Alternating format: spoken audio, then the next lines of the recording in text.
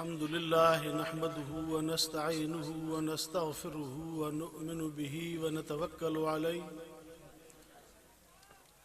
व नऊज़ु बिल्लाहि मिन शुरूरि अनफुसिना व मिन सय्यिआति अअमालिना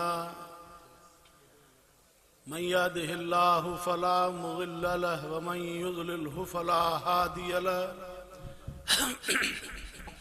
वनशहदु अल्ला इलाहा इल्लल्लाहु वहदहु ला शरीका लहु वनशहदु अन्न सय्यदना व मौलाना मुहम्मदन अब्दुहु व रसूलुहु अम्मा बाद फ़अऊज़ु बिल्लाहि मिनश शैतानिर रजीम बिस्मिल्लाहिर रहमानिर रहीम इन्ना नहनु नज़्ज़लना ज़िक्र व इन्ना लहु लहाफ़िज़ून सदक़ल्लाहु मौलानल अज़ीम वक़द क़ालन नबिय्यु सल्लल्लाहु अलैहि वसल्लम खैरुकुम मन तअल्लमल क़ुरआन व अल्लमहु व कमा क़ाल रसूलुल्लाहि सल्लल्लाहु अलैहि वसल्लम इन्नल्लाह व मलाइकतहु युसल्लूना अलन नबी या अय्युहल्लज़ीना आमनू सल्लू अलैहि व सल्लिमू तस्लीमा अल्लाहुम्मा सल्लि अला सय्यिदिना मुहम्मदिन नबिय्यिल उम्मिय्य व आलिहि व बारिक व सल्लिम अदद कुल्लि मालूमिन लक दाइमन अबदा। मुझा मोहतरम दोस्तों भाइरो, अज जो प्रोग्राम बसिलसिला दिस्तारे फजीलत तुलबाए किराम हिन दीनी इदारे जे ज़ेरे इंतज़ाम थी रहियो आहे, जंहिंमें तव्हां सां सभु शरीक थिया आहियूं। अल्लाह रब्बुल आलमीन खां दुआ आहे त अल्लाह ताला तव्हां सां सभिनी जे हाज़िरी खे, हिन आमद खे, हिन वेहण खे मंज़ूर ऐं मबरूर फरमाए। ऐं असां धणीअ जे दर ते हीअ बि दुआ अर्ज़ु कयूं था त अल्लाह ताला असांजे इन नौनिहालनि जे इल्म में, अमल में, उम्र में बरकत अता फरमाए। ऐं उहे इदारा जिथे क़ाल अल्लाह व क़ाल रसूल जी तालीम मुसलमाननि जा बचड़ा हासिल करे रहिया आहिनि, अल्लाह ताला उन्हनि इदारनि खे ता क़यामत आबाद फरमाए। अज़ीज़ो, अॼु दुनिया जे अंदरि ॿिनि तहज़ीबनि जो मुक़ाबिलो हले थो। हिकु फिरंगी जी तहज़ीब आहे, गैर इस्लामी तहज़ीब आहे, ऐं ॿी आहे इस्लामी तहज़ीब। पैगंबर अलैहिस्सलातु वस्सलाम जी सीरत ऐं सूरत, पैगंबर अलैहिस्सलातु वस्सलाम जो हुलियो मुबारक ऐं सुन्नत सां सरशार थियणु, हिकु इहा बि तहज़ीब आहे जंहिंखे इस्लामी तहज़ीब चयो वञे। दुनिया जे अंदरि इन शइ जो तमामु वॾो ज़ोर हले थो त इस्लामी तहज़ीब उजागर न थिए, इस्लाम जी तहज़ीब जो ख़ात्मो थिए ऐं सीरत ऐं सूरत हज़ूर जो हुलियो मुबारक ख़त्म थिए। पर मां खे ॿुधाइणु चाहियां थो, ही मदारिस, इन्हनि जो वजूद इन शइ जो ज़ामिन आहे त हज़ूर जो तरीक़ो ज़िंदा रहंदो ऐं इस्लाम जी तहज़ीब ज़िंदा रहंदी। इहे बचड़ा जेके फारिग थियनि था, इस्लामी तहज़ीब सां सरशार थियनि था, हज़ूर जी सीरत ऐं सूरत उन्हनि खे अपनाइनि था, ऐं दुनिया जे अंदरि इन्हनि खे उजागर करण वारा इहे ई बचड़ा आहिनि। ऐं तव्हां असां अॼु पंहिंजे इलाइक़नि जे अंदरि जेकॾहिं को पंहिंजे इलाइक़े में, महले में को हया जो को दामन आहे त इन्हनि मदरसनि जे मरहून मिन्नत आहे। तव्हां असांजे चेहरनि ते जेकॾहिं हज़ूर जी सीरत ऐं सूरत मौजूदु आहे त इहा बि मदरसनि जे मरहून मिन्नत आहे।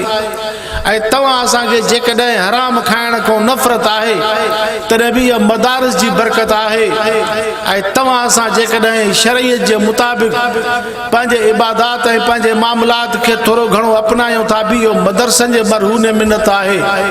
इहे मदारिस तव्हां असांजे मुस्तक़बिल जे हिफ़ाज़त जा ज़ामिन आहिनि। इतां इस्लामी तहज़ीब उजागर थिए थी ऐं इतां फिरंगी जे मुक़ाबले जे लाइ रिजाले कार पैदा थियनि था। अल्लाह तबारक व तआला ये रिजाले कार पैदा फरमाए थो। कुरान पाक जी हिफाजत, कुरान पाक जो निफाज ऐं कुरान पाक जी अफ़शा, ये सब ये मदारिस बुनियाद इहा ई शइ आहे।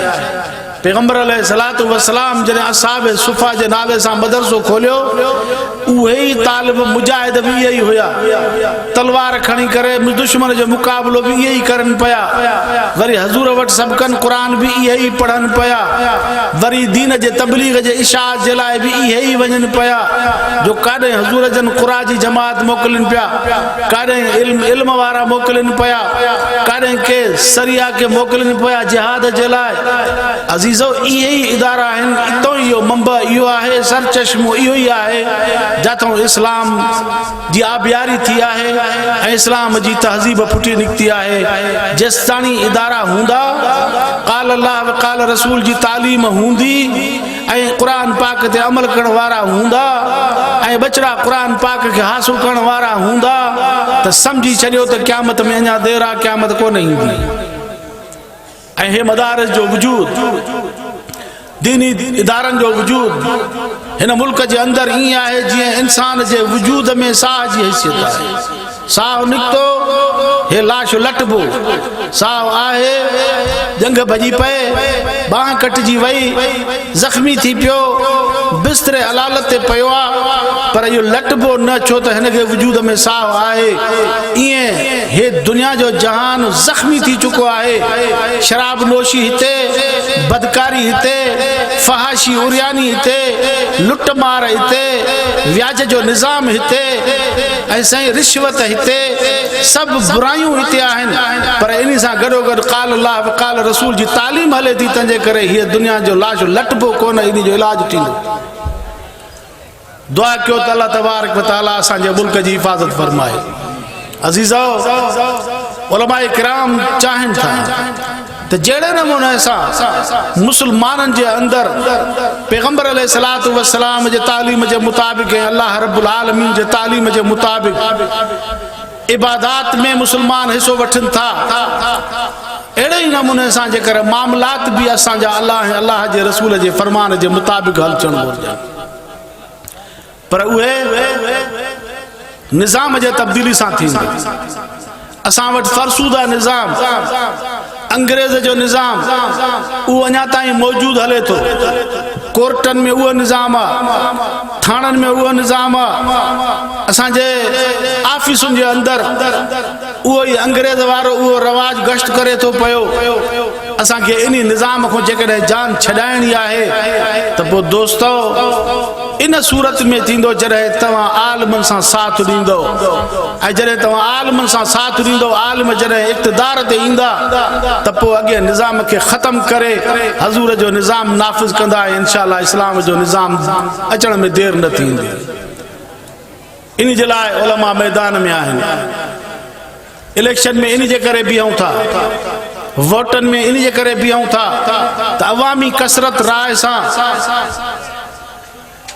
निज़ाम तब्दील थिए, मेंबर घणा अचनि, छो त जंहिं जमात जा मेंबर घणा ईंदा हुकूमत उन खे मिलंदी, इक़्तिदार उन जे हवाले थींदो, ऐं पोइ उहो जीअं बि निज़ाम खे तब्दील करे मौजूदा निज़ाम खे ख़तमु करणु, थस नस करण जे लाइ अवामी अक्सरियत राय हासिल करणी आहे। सो इन जे करे उलमा मैदान में अचनि था। पर हिन वक़्तु अव्हांखे यादि हुजणु घुरिजे, क़ाइद मिलत इस्लामी हज़रत मौलाना फज़लुर रहमान साहब डेरा इस्माइल खान जे अंदरि वज़ाहत सां चयो त हे असेंबलियूं ये इदारनि जे मर्ज़ी ते हलनि थियूं। जेके खटियल आहिनि, जिन खे अवाम चूंडियो उहे हराए विया, जिन खे इदारनि चाहियो उन्हनि खे आंदऊं। इहे असेंबलियूं सभु जाली, इहे ऐवान सभु जाली, ऐं इहे जेके बि आहिनि हथ ठोकियल मेंबर आहिनि। लिहाज़ा हाणे इन्हनि जी काई बि इफ़ादियत ख़तमु थी चुकी आहे, इन्हनि जी काई बि ज़रूरत कान्हे का, इन्हनि जी काई बि हैसियत कान्हे का। इहे ऐवान पंहिंजी हैसियत विञाए चुका आहिनि, छो त हुकूमत जेका आहे उहा इदारनि जे मरहून मिन्नत आहे। जंहिंखे वणनि थो तंहिंखे आणनि था, जंहिंखे वणनि थो उनखे हटाइनि था पिया। लिहाज़ा असां इन ऐवान खे हिन वक़्तु तस्लीम करण जे लाइ तयार न आहियूं, ऐं हिन वक़्तु असांखे ऐवान मैदान जी ज़रूरत आहे। अवामी हिमायत सां असां इस्लामाबाद जे तरफ़ रुख़ कंदासीं, पोइ ॾिसूं त असांजो रस्तो केरु थो रोके पियो। पोइ छा मां उमेद कयां थो इंशाअल्लाह सिंध वारा असां सां साथ ॾींदा। कहिड़ा कहिड़ा दोस्त साथ ॾींदा? इंशाअल्लाह। नारे तकबीर, कायद हमारे कदम बढ़ाओ, कायद हमारे कदम बढ़ाओ, नारे तकबीर। अजीज़ो, अवामी ताकत जे अॻियां इहा ऐवान काई भी हैसियत नथा रखे। आए ॾींहुं असांखे इंजेक्शन हई थी वञे पई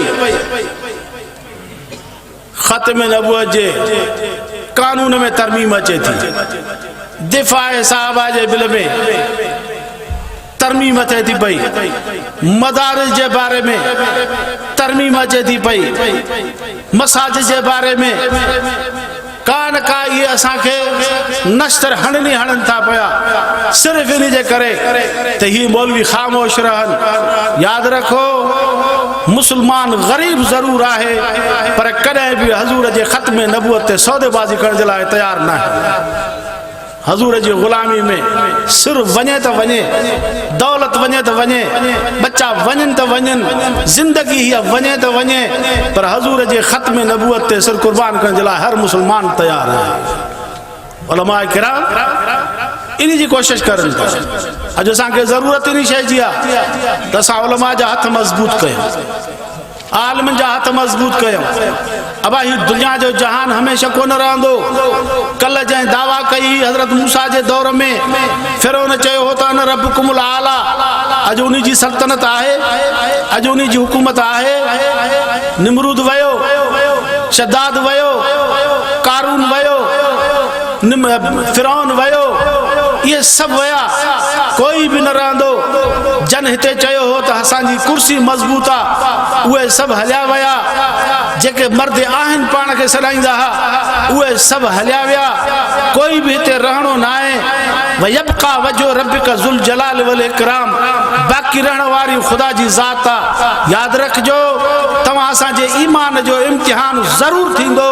पोइ जेके माण्हू इम्तिहान में कामयाब वेंदा, ख़ुदा वटि सुरख़ुरू इहे ई थींदा। मुंहिंजो हज़ूर फरमायो, मन कसर सिवाद क़ौमिन फहुव मिनहुम, जेको जंहिं जमात सां गॾु बीठो उहो उन्हनि जो आहे। अॼु जेकॾहिं असां आलमनि सां गॾु बीहंदासीं त सुभाणे आलमनि सां गॾु हूंदासीं। अॼु ज़ालिमनि सां बीहंदासीं, सुभाणे ज़ालिमनि सां बीहंदासीं। अॼु असां हराम खोरनि जो साथ ॾिनोसीं त सुभाणे हराम खोरनि सां गॾु हूंदासीं। पंहिंजे ताल्लुकात खे सुधारियो, पंहिंजे दोस्ती खे तब्दील कयो। जेकॾहिं दोस्तियूं सरमाएदारनि सां आहिनि, ज़ालिम तबिके सां आहिनि, त पंहिंजे उन ताल्लुकात ते नज़र कयो, उन दोस्ती ते नज़र सानी कयो। छो त क़यामत जो ॾिहाड़ो थींदो। क़ुरान ऐलान फरमाए थो, फरमाई यौम याज़्ज़ु ज़ालिमु अला यदैहि यक़ूलु या लैतनी इत्तख़ज़्तु मअ रसूलि सबीला या वैलता लैतनी लम अत्तख़िज़ फुलानन खलीला। क़यामत जे इहो माण्हू जेको भोतार जी दोस्ती ते फ़ख़ुरु करे थो, हुकुमरानी ते फ़ख़ुरु करे थो पियो, ऐं वॾे चौधरी थियण ते फ़ख़ुरु करे थो पियो, मालदार हुजण ते फ़ख़ुरु करे थो पियो, ऐं दीन जे दुश्मन क़ुवतुनि सां गॾु बीठो आहे, ऐं दीन दुश्मन टोले सां गॾु हुजण में फ़ख़ुरु थो महसूस करे पियो। क़यामत जे ॾींहुं रत जा ॻोढ़ा हारे करे उते अफ़सोस मञा चवंदो त काश जेकर मां रसूल जो रस्तो अख़्तियार कयां हा, दीन वारो रस्तो अख़्तियार कयां हा, शरीयत मुहम्मदी वारो रस्तो अख़्तियार कयां हा, दीन वारनि जी संगत खे अख़्तियार कयां हा। हे अफ़सोस मुंहिंजे लाइ, मां त अहिड़नि जी कॾहिं लॻुमि जेके पाण हराम खोर हा, मां बि होॾे हलियो वियुमि। लम अत्तख़िज़ फुलानन खलीला, काश जेकर मां फिलाणे खे दोस्त न करे वठां हा, भोतार खे, मां उन खे दुनिया जे अंदरि वॾो भोतार सम्झो, वॾो नवाब सम्झो, वॾो हुनखे पहुच वारो माण्हू सम्झो, ऐं मां फ़ख़ुरु महसूस कयुमि त मुंहिंजी हिन सां संगत आहे। पर हे पाण बि ॿुॾे थो, मूंखे बि ॿोड़े थो। हे पाण वञे थो ॿिए पासे, मां बि होॾे थो वञा। जंहिं पासे खां असांखे दुनिया में नफ़रतूं हूंदी आलमनि खां, अॼु उहे अर्श जे पाछे हेठां बीठा आहिनि छा, ऐं असां वञूं था ॿिए पासे ॾे लुड़ंदा। अज़ीज़ो, ही दीनी इदारा असांजे लाइ मज़बूत किलो आहे, असांजे मुस्तक़बिल जे हिफ़ाज़त जा ज़ामिन आहिनि। क़ुरान जी तालीम जेके बचड़ा पढ़नि था, इहे मुबारक जे मुस्तहिक़ आहिनि, उन जा वालिदैन मुबारक जे मुस्तहिक़ आहिनि। उहे झुगड़ा, उहे वाण, उहे वस्तियूं, उहे शहर, उहे इलाइक़ा मुबारक जे मुस्तहिक़ आहिनि। उन जे मथां रहमत ई रहमत वसे थी, जिते ख़ुदा जो क़ुरान पढ़ियो वञे थो, पढ़ायो वञे थो। मुझे हजूर फरमायो खैरुकुम मन तअल्लमल कुरान व अल्लमहु। पाण फरमायो भला तव्हां में उहे आहिनि जेके कुरान सिखनि था ऐं सेखारनि था। कुरान गैरत जो सबक सेखारे थो, कुरान इज्जत वारी ज़िंदगी जो सबक सेखारे थो ऐं कुरान पाक असांखे इंतिहाई आला क़िस्म जे तौहीद वारो सबक अता फरमाए थो ऐं कुरान असांखे अखलाक हमीदा जो मालिक बणाए थो ऐं कुरान असांखे इंतिहाई बेहतरीन मुआशरे कायम करण जी असांखे तालीम ॾे थो। हया जो सबक कुरान दे थो, ईसार ऐं कुर्बानी जो सबक कुरान दे थो, इफ़त ऐं पाक दामिनी जो सबक कुरान दे थो पियो ऐं इहो कुरान असांखे भाईचारे ऐं हम आहंगी जो सबक दे थो पियो त कंहिं बि पाड़े वारे खे इज़ायो न, पाड़े वारे सां ज़ुल्म न कयो, पाड़े वारे सां सुठा हलो, वरनि जो अदब एतिराम कयो, नंढनि जे मथां रहम कयो ऐं पंहिंजे पीउ माउ जो अदब एतिराम कयो। अल्लाह को सवाइ गैर जे दर ते न झुको। कुरान इहा तालीम जॾहिं त दुनिया जा बादशाह पंहिंजे कदमनि में माण्हुनि खे निभाईंदा हुआ, पंहिंजे कदमनि कैसर और किसरा पंहिंजे दौर जे अंदरि इहे पाण खे सजदो कराईंदा। इहा तारीख़ भरी पई आहे। पर अल्लाह तबारक व तआला वटि इज़त उन्हनि माण्हुनि जी थींदी जेके रब खां सवाइ ॿिए जे दर ते नथा झुकनि। दुआ कयो त अल्लाह तबारक व तआला मुस्लमान जे बच्चे खे क़ुरान जे तालीम सां आरास्ता फरमाए। क़ुरान पाक फरमाए थो वक़ज़ा रब्बुका अल्ला ताबुदू इल्ला इय्याहु व बिल वालिदैन इहसाना। क़ुरान फरमाए थो पियो रब तुझे बारे में फ़ैसिलो करे छॾियो आहे त तोखे गैर जे दर ते झुकणो न आहे, ख़ुदा जे दर ते झुकणो आहे, ख़ुदा खां घुरणो आहे, ख़ुदा खां टिजणो आहे। ऐं ॿिए नंबर में पीउ माउ जो अदब एतिराम, वरनि जो अदब एतिराम। क़ुरान एॾो वॾो उम्दा सबक ॾे थो पियो मुआशरे खे बहितर बणाइण में ख़ुदाई तालीम जो किरदारु आहे। जॾहिं पैगंबर अलैहिस्सलातु वस्सलाम इन क़ुरान पाक जे कानून खे नाफ़िज़ कयो त सभई माण्हू अरब जा जेके इंतिहाई ज़ालिमाना ज़िंदगी गुज़ारींदा हुआ उहे बरगुज़ीदा बाना थी विया। अल्लाह साईं बि फरमायो जॾहिं उहे पंहिंजे पुराणनि करतूतनि खां तौबा ताइब थी करे हज़ूर जे ग़ुलामी में आया ऐं हज़ूर जे हथ ते बैयत कयूं ऐं क़ुरान जे कानून जे मुताबिक़ ज़िंदगी गुज़ारियूं त अल्लाह बि फरमायो त रज़ी अल्लाहु अन्हुम व रज़ू अन्हु। ख़ुदा उन्हनि खां राज़ी, उहे बि ख़ुदा खां राज़ी। दुआ कयो अल्लाह ताला असांखे हिन दुनिया जे अंदरि बहितर में बहितर संगत नसीब फरमाए। ओ जंहिंजे लाइ ख़ुदा फरमाए थो कूनू मा सादिक़ीन या अय्युहल्लज़ीना आमनू तक़ुल्लाह व कूनू मा सादिक़ीन। सचनि सां साथ, सचनि जा साथ। मरंदो मरी वञे माण्हू सचनि जो साथ न छॾे। दुआ कयो अल्लाह ताला असांखे आलिमनि जी मोहब्बत, आलिमनि सां ताल्लुक़, दीनदारनि सां सचनि सां ताल्लुक़ क़ाइम करण जी तौफ़ीक़ अता फरमाए। असांजे बिरादर मौलाना अब्दुर रहमान साहब जे अल्लाह तबारक व तआला सेहत में बरकत अता फरमाए, उन्हनि जी महिनत खे ख़ुदा क़बूल फरमाए ऐं अल्लाह ताला इन इदारे में जेके बि वीचारा उस्ताद ख़िदमत करनि था, महिनत करनि था, उन्हनि जी महिनतुनि खे क़बूल फरमाए, ख़ादिमनि जे ख़िदमत खे क़बूल फरमाए ऐं ॻोठ वारनि जे इलाइक़े वारनि जे ताउन खे ख़ुदा क़बूल फरमाए। अल्लाह उन्हनि जे रिज़्क़ रोज़ी में बचड़नि में बरकत अता फरमाए। आख़िर दावाना अनिल हम्दुलिल्लाहि रब्बिल आलमीन।